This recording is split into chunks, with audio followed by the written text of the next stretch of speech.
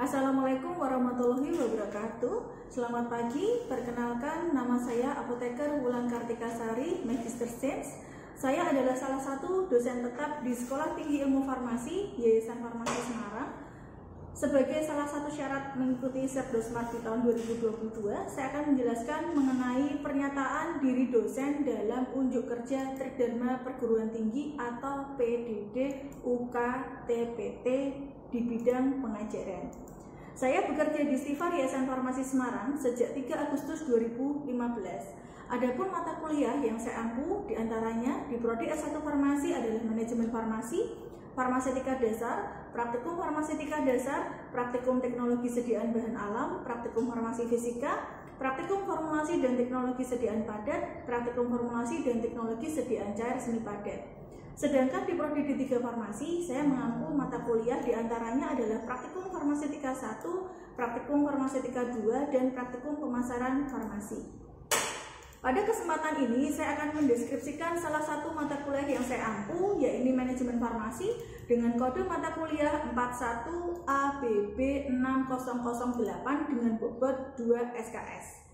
Mata kuliah ini merupakan mata kuliah wajib yang diberikan kepada mahasiswa semester 6 program studi S1 Farmasi, serta dapat pula diikuti oleh mahasiswa dari semester 2 dan 4 yang memiliki kelebihan SKS di semester yang bersangkutan. Mata kuliah Manajemen Farmasi diampu oleh 2 orang dosen, salah satu diantaranya ditunjuk sebagai koordinator mata kuliah. Pembelajaran dilaksanakan dengan metode team teaching, di mana dosen yang terlibat dalam tim pengampu mata kuliah memiliki pembagian peran dan tanggung jawab yang jelas sesuai dengan pembagian tugas yang sudah disepakati bersama di awal perkuliahan untuk pelaksanaan pembelajaran selama 1 semester. Mata kuliah Manajemen Farmasi menyampaikan pokok bahasan mengenai konsep manajemen secara umum meliputi definisi, ruang lingkup, POAC, kemudian manajemen dalam suatu entitas atau organisasi, manajemen sumber daya manusia, manajemen dalam pengelolaan perbekalan farmasi meliputi perencanaan, pengadaan, penyimpanan, distribusi, dan penggunaan obat di apotek, klinik, puskesmas, perusahaan besar farmasi, dan industri farmasi. Capaian pembelajaran yang diharapkan yaitu mahasiswa mampu menjelaskan definisi, konsep, dasar, dan fungsi manajemen. Kemudian mahasiswa mampu menjelaskan manajemen dalam suatu entitas atau organisasi serta dinamika manajemen. Mahasiswa mampu menjelaskan manajemen sumber daya manusia.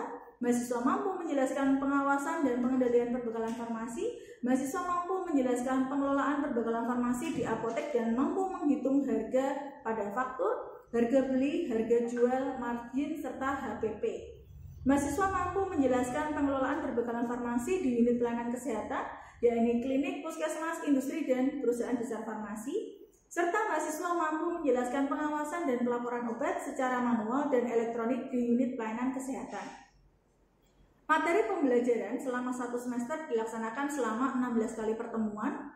Pada pertemuan ke-8 dilaksanakan ujian tengah semester dan pada pertemuan ke-16 dilaksanakan ujian akhir semester. Adapun materi pembelajaran yang disampaikan diantaranya adalah pengantar manajemen secara umum kaitannya dengan POAC atau Planning, Organizing, Activating, dan Controlling, kemudian implementasi manajemen di unit pelayanan kesehatan, manajemen sumber daya manusia dalam pelayanan kefarmasian dan konsep struktur organisasi di unit pelayanan kesehatan, pengawasan pengendalian obat yang tepat, sistem pengendalian persediaan, EOQ, EOI, PUT, JIT, ABC, serta FEN. Kemudian sistem pengelolaan perbekalan farmasi di apotek, ini meliputi perencanaan, tata cara pemesanan barang, penyimpanan, pengendalian obat di apotek, kemudian perhitungan faktur yang diterima, perhitungan harga beli, harga jual, margin apotek, serta harga pokok penjualan. Sistem pengelolaan perbekalan farmasi di klinik kaitannya dengan pelayanan dan pengelolaan obat dari resep umum dan BPJS, kemudian sistem pengelolaan perbekalan farmasi di puskesmas, kaitannya dengan pelayanan obat, alur pengadaan obat ke gudang farmasi pusat, kemudian penyimpanan obat dan pengelolaan obat. Sistem pengelolaan perbekalan farmasi di industri, kaitannya dengan Departemen Planning, Product Inventory Control, Quality Control, Research and Development, Produksi, dan Gudang Industri. Sistem pengelolaan perbekalan farmasi di PPF meliputi penerimaan obat, penyimpanan obat, pengendalian obat, dan stok obat. Sistem pelaporan obat bebas, obat generik, prekursor farmasi, psikotropik, dan narkotika, serta sistem pemusnahan obat sesuai dengan peraturan perundang-undangan yang berlaku. Adapun pembelajaran manajemen farmasi yang saya lakukan menggunakan metode DIA atau Delivery Interaction Assessment. Delivery yakni penyampaian materi pembelajaran yang saya lakukan melalui media PowerPoint, video pembelajaran, modul, e-book, peraturan perundangan, serta buku referensi. Pada pertemuan pertama perkuliahan, saya akan menjelaskan mengenai deskripsi singkat mata kuliah, kemudian RPS, kontrak perkuliahan, tata tertib selama proses pembelajaran yang sudah disepakati bersama antara dosen dan mahasiswa. Capaian pembelajaran mata kuliah yang saya ampu sehingga mahasiswa dapat memahami prosedur perkuliahan yang akan saya laksanakan untuk mendapatkan nilai yang maksimal pada mata kuliah yang saya ampu.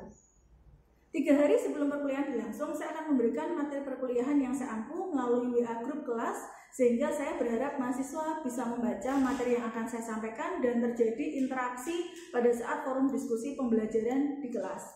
Adapun referensi pembelajaran yang saya gunakan yakni Manajemen Farmasi dari Muhanif tahun 1995, kemudian Prinsip dan Dasar Manajemen Pemasaran Umum dan Farmasi Muhanif tahun 2000, kemudian Hartono tahun Manajemen Apotek tahun 1987, Manajemen Puskesmas dari Hartmoko 2006, kemudian peraturan perundang-undangan yang berlaku diantaranya Permenkes nomor 9 tahun 2017 tentang standar pelayanan kefarmasian di apotek, Permenkes nomor 9 tahun 2014 tentang standar pelayanan kefarmasian di klinik, Permenkes nomor 23 tahun 2019 tentang standar pelayanan kefarmasian di puskesmas, Peraturan Balai POM tahun 2011 tentang kriteria dan tata cara penarikan obat yang tidak memenuhi persyaratan, serta referensi yang lainnya. Kemudian interaktif, yakni saya akan berusaha untuk mengajak mahasiswa untuk berdiskusi, berinteraksi secara langsung, berpartisipasi aktif dari kelas sehingga agar proses pembelajaran berlangsung komunikatif dua arah.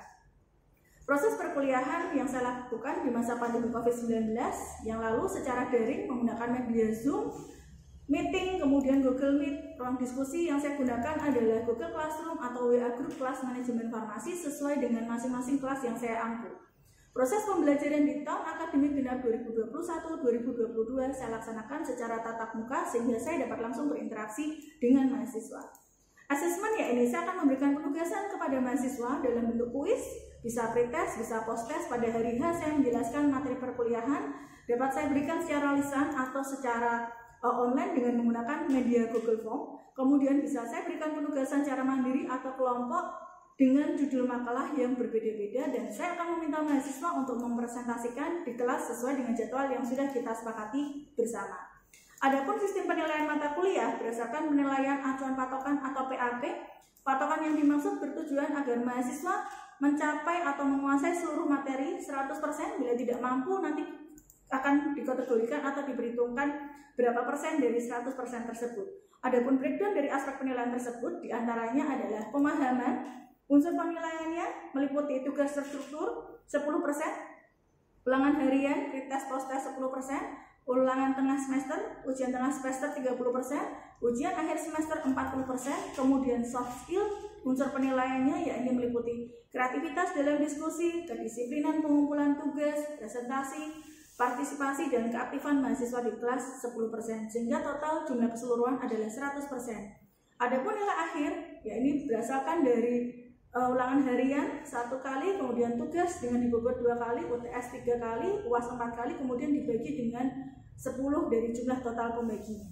Kemudian kemampuan akhir mahasiswa dikategorikan pada 8 grade nilai, yakni kemampuan akhirnya 76 huruf mutunya adalah A, 71 sampai 75 AB, 66 sampai 70 B, 61 sampai 65 B, BC, kemudian 56 sampai 60 C, 51 sampai 55 CD, 41 sampai 50 D, kurang dari 41 E. Selanjutnya saya akan menyampaikan materi perkuliahan manajemen farmasi yang saya ampu di kelas. Terima kasih.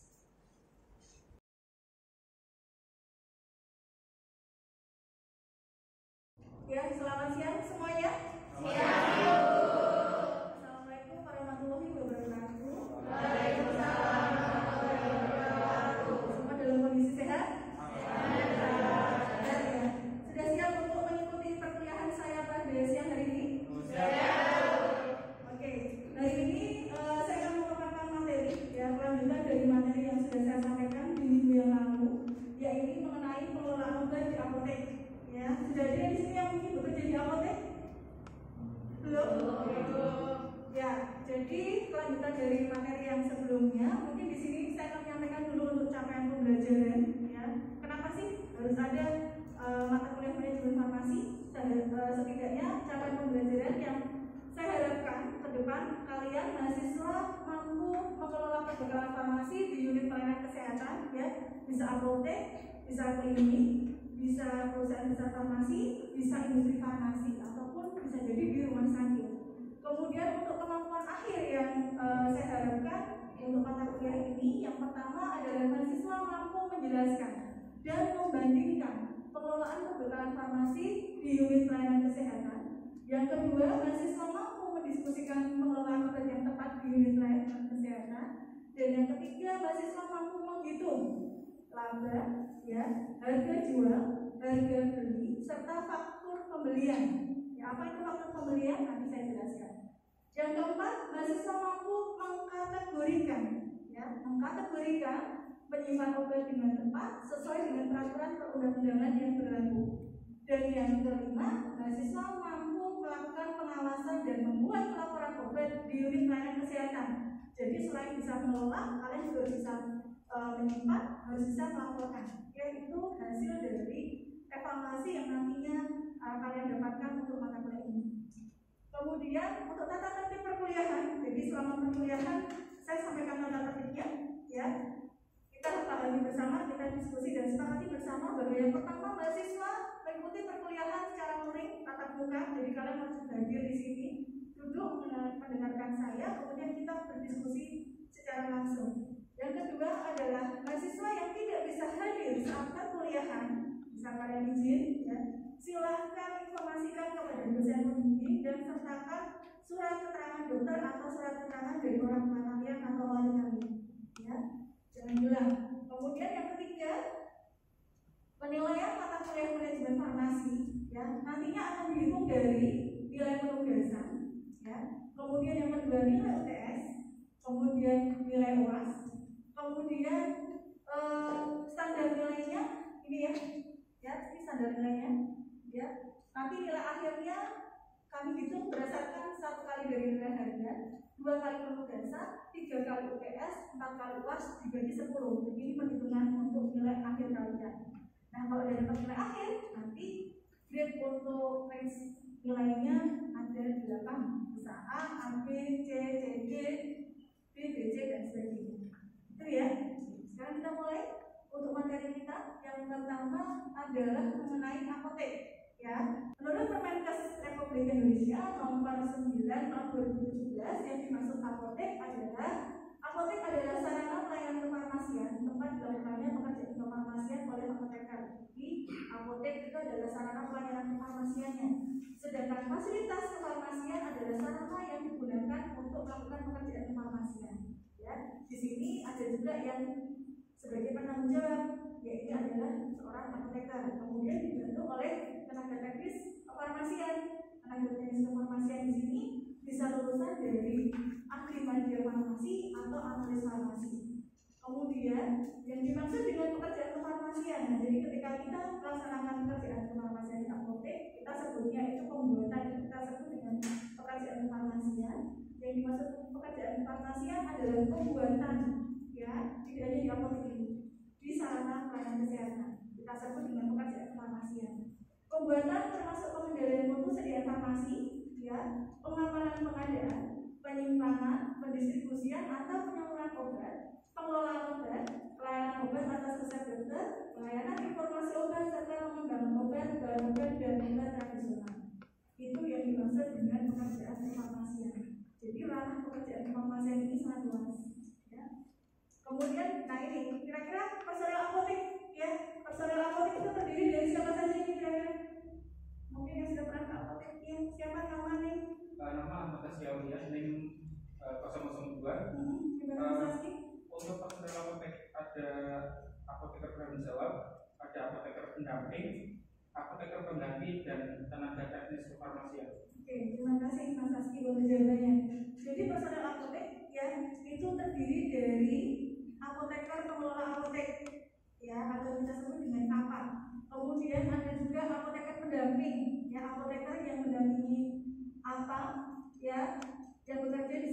serta menggantikannya pada jam-jam tertentu ke apotek. Kemudian ada lagi yang namanya apoteker pengganti. Apoteker pengganti adalah apoteker yang menggantikan apa dikarenakan apa tersebut tidak bisa hadir selama 3 bulan berturut-turut. Dan ada lagi di sini yang kita sebut dengan tenaga teknis kefarmasian. Tadi sudah saya jelaskan bahwa dia adalah lulusan dari analis farmasi atau analis ahli media farmasi, ataupun bisa juga dari S1 farmasi. Kemudian dari masa ke masa mungkin bisa dilihat ya, kalau apotek dulu seperti ini ya, kita harus antri datang satu persatu ke apotek ya. Sekarang masanya sudah berbeda ya. Apotek layaknya sudah seperti swalayan, kita bisa ambil obat sendiri, tinggal ambil keranjang, ambil obat, kemudian nanti cek di bagian penjualan ya, fakturnya sudah dicek, kemudian nanti tinggal kita bayar. Nah seperti itu. Ini juga aplikasi ya, beberapa aplikasi yang terkait dengan apotek. Ada Bu Apotek, kemudian ada juga pengiriman ya, jadi sekarang tidak hanya untuk apoteknya saja, tapi pengirimannya pun juga sudah bisa online. Ada juga Halodoc ya, jadi ini memudahkan semua akses ke apotek, jadi di rumah pun kita juga bisa menggunakan gadget kita. Kemudian obat ya, kira-kira obat itu ada berapa jenisnya? Silakan nama nih. Bisa ini 112 ya. Obat ada 2 jenis, yaitu obat paten dan obat generic. Apa yang dimaksud dengan obat paten? Obat paten apa? Obat ya? Apa itu obat paten? Ada yang bisa menambahkan lagi? Silakan. Ya. Siapa namanya? Biasa Putri, NIM 054. Ya, Jadi obat paten itu obat jadi dengan nama dagang terdaftar atas nama pembuat yang diberi kuasa dan dijual dalam bentuk bungkus asli dari pabrik yang memproduksinya. Sedangkan obat generik, obat dengan nama resmi yang telah ditetapkan oleh RI untuk berkhasiat yang dikandungnya. Untuk khasiat yang dikandungnya, ya. Jadi obat itu ada 2, betul tadi Mbak Dian, terima kasih. Ada obat paten dan obat generik. Ya. Obat itu apa pengertiannya? Ya masih ingat harusnya kalian sudah paham, sudah farmasi, sudah semester 6, sudah tahu apa itu obat. Obat adalah bahan atau panduan bahan ya, yang dimaksudkan untuk digunakan. Gunanya ini menetapkan diagnosa, kemudian mencegah, mengurangi, kemudian menghilangkan, menyembuhkan penyakit atau gejala penyakit, luka atau kelainan badannya atau rohaniah pada manusia atau hewan, termasuk juga memperindah dari bagian tubuh manusia. Ya. Kemudian obat dikategorikan menjadi 2, ada obat paten sama obat generik. Ya, obat paten adalah obat jadi dengan nama dagang terdaftar atas nama si pembuat. Ya, obat paten. Kalau obat generik berarti dia dijual langsung dengan nama dagangnya. Misalnya amoxicillin 500, itu namanya obat generik. Obat patennya apa? Amoxicillin, obat patennya apa? Amoxan, betul. Ada lagi nggak obat paten selain amoxan yang sama-sama isinya amoxicillin? Amoxil, betul. Itu adalah contoh dari obat patennya. Ya. Kemudian kita lanjut. Nah, ini adalah beberapa logo ya yang harusnya kita sudah tahu. Ada logo dari obat bebas terbatas, dan obat keras. Obat bebas itu lingkarannya hijau dengan garis tepi hitam. Kemudian obat bebas terbatas lingkarannya biru dengan garis tepi berwarna hitam. Kemudian obat keras lingkarannya hitam dengan tanda K di bagian tengah.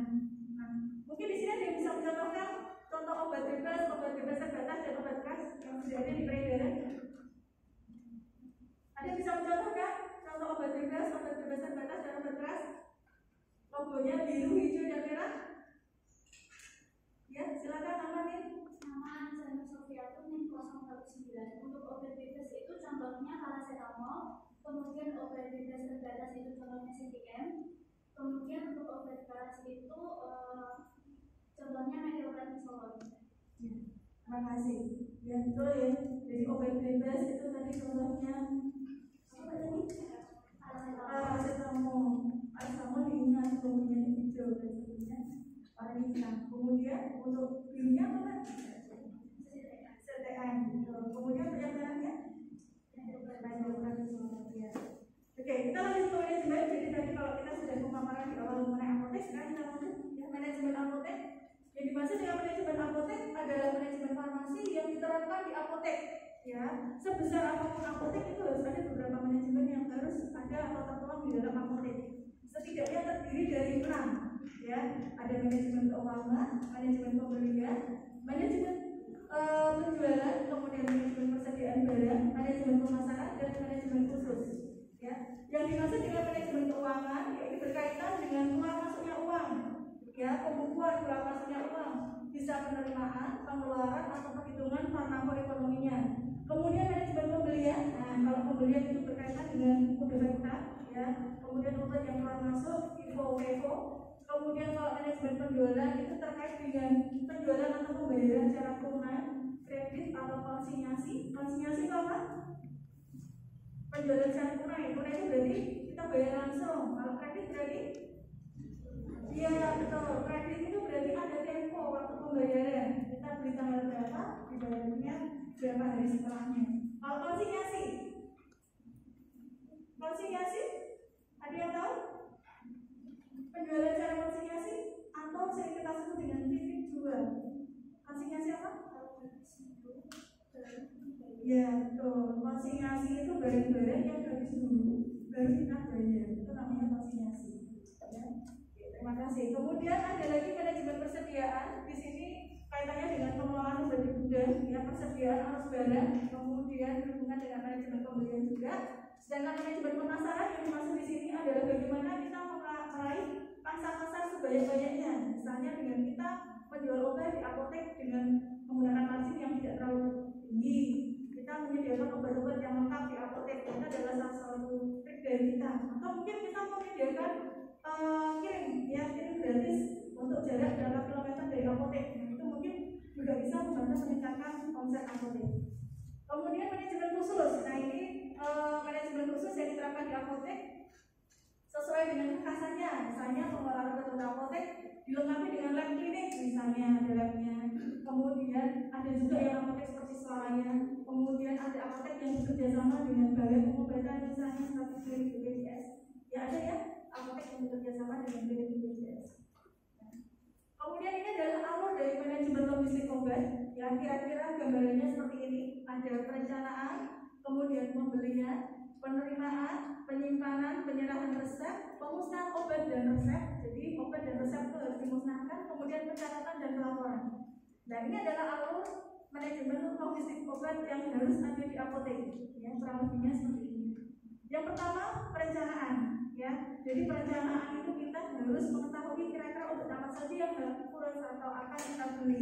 Biasanya obat-obat yang habis itu akan kita tulis pada buku apa? Buku defekta, betul. Buku defekta itu digunakan untuk mencatat obat-obat yang akan habis atau yang akan kita ambil di PPN. Kurang lebihnya, ya, kita ada membuat kolom seperti ini untuk memudahkan mengetahui kinerja arus barang. Ya, jadi ada anggaran pembelian, ada tangga, nama obat, kemudian stok obatnya ada berapa ini yang masih ada di apotek. Kebutuhan per minggunya berapa kita bisa tahu dari kartu stok. Ya, kemudian jumlah yang harus dipesan, nama PPA serta diskon atau potongan harganya. Ini kira-kira gambaran bagaimana kita mengandalkan pembelian obat. Kemudian yang kedua adalah pembelian. Ya, jadi kalau kita sudah direncanakan obat kita beli, ya obat kita pesan ke PPA kirim, kita beli, ada namanya faktur pembelian.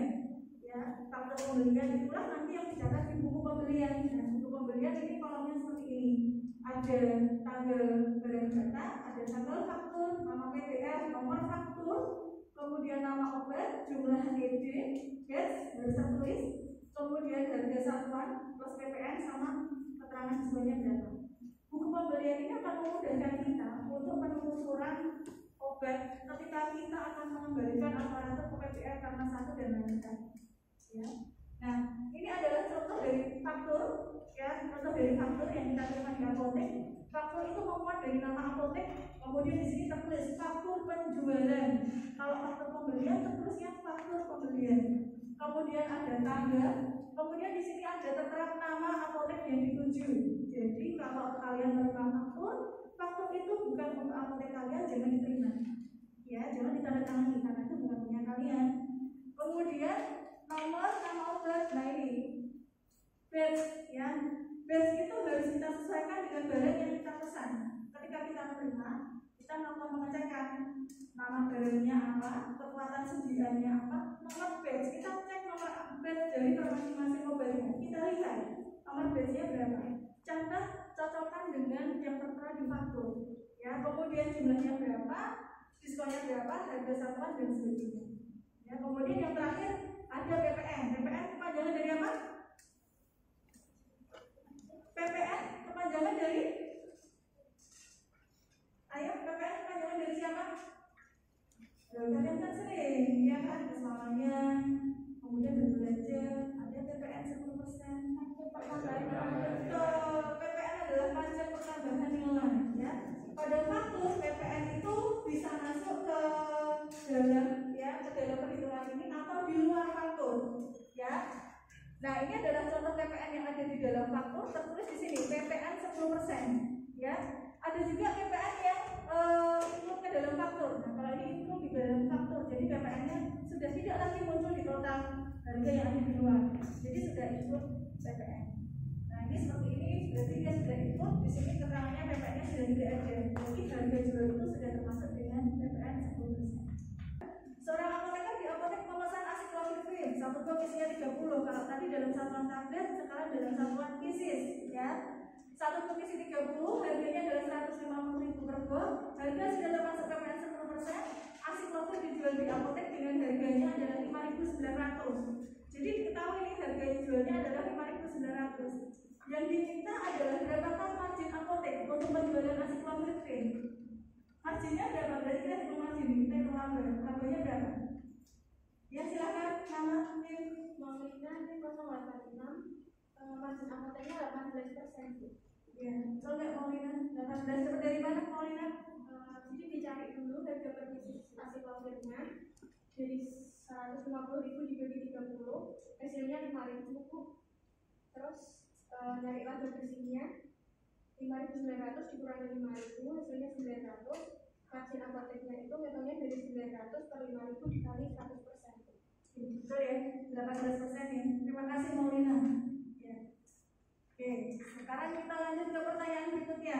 Ya, seorang apoteker ingin menghitung hasil dari penjualan apotek selama setahun. Jadi dia sudah berjalan selama setahun, dia ingin menghitung. Ya, berapa sih kira-kira hasil penjualannya? Diketahui laba bersihnya adalah 6 juta, HPT-nya adalah 5 juta. Ya, yang ditanyakan adalah berapa laba kotor yang didapatkan oleh apoteker tersebut? Laba kotornya berapa? Silahkan ada yang bisa menjawab. Ya, silakan nama tim. Masalahnya dipakai. Nama Kepda Putra Mulia NIM 082. Untuk milik laba kotornya itu pendapatan berkurang HPT, jadinya hasilnya 1 juta. 1 juta.